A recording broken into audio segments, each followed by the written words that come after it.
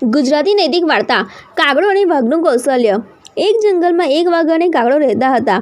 કાગડો તો ખૂબ બુદ્ધિશાળી અને તીખી નજરવાળો હતો, જ્યારે વાઘ ભલભલો પણ થોડો સીધો હતો। બંને વચ્ચે ગાઢ મિત્રતા હતી। વાઘ જમવાનું પકડે ત્યારે કાગડો તેને હંમેશા કહેતો, મિત્ર, હું ઊંચે ઉડીને જોઈ લઉં કે જ્યાં ઝાડ પાસે સારું શિકાર છે, પછી હું તને બતાવીશ। એક દિવસ કાગડો ઊંચે ઉડીને દેખ્યું કે એક ગામ પાસે એક પશુકળા છે, જે ઘણા સસલા ગુલાબી પાંજરામાં બંધ છે। કાગડો વાઘને લઈને ત્યાં ગયો અને કહ્યું, મિત્ર, આજે રાત્રે આપણે ત્યાંથી એક મોટો સસલું પકડવો છે। તું શિકાર કરજે, હું દેખરેખ રાખીશ। વાઘે કાગડાની વાત માની અને રાતે તૈયાર થયો। બંને ગામ પાસે ગયા। વાઘે ચૂપચાપ સસલાને પકડ્યો અને જંગલ તરફ દોડી ગયો, પણ એ વખતે કાગડો ઊંચેથી કાટાકાર અવાજ કરતો રહ્યો, કાવ કાવ। આ અવાજ સાંભળીને ગામના લોકો ઊંઘમાંથી જાગી ગયા અને વાઘનો પીછો કર્યો। વાઘ તો ખાલી હાંફતો રહ્યો, પરંતુ કાગડો ઊંચે ઉડીને મજા માણતો રહ્યો। વાઘ કોઈ રીતે જંગલમાંથી બચી ગયો, પણ થાકી ગયો હતો।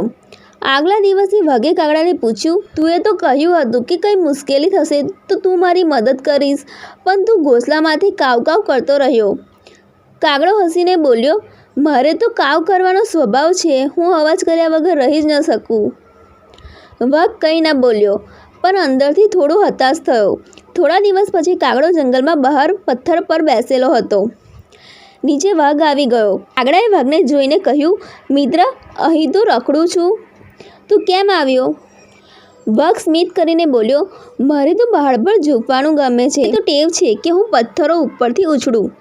આ બોલી વાઘ એકદમ ઉછળ્યો અને કાગડો ડરીને નીચે પડ્યો। પાંખમાં ઈજા લાગી અને તે ઉડી ન શક્યો। વાઘ તેને લઈ જંગલમાં પાછો ગયો। કાગડો દુઃખી થઈને બોલ્યો, મિત્ર, તુંએ આવું કેમ કર્યું? વાઘ હસીને કહ્યું, મારે તો ઉછળવાની ટેવ છે અને મારે તારા જેવી મજા લેવી હતી। કાગડો ચૂપ રહી ગયો અને સમજ્યો, તું બીજાને પીડા આપીશ તેમ તને પણ ભોગવવું પડશે। નીતિ, જેમ બીજાને કરીશ તે જ સમય તારા માટે પણ આવશે।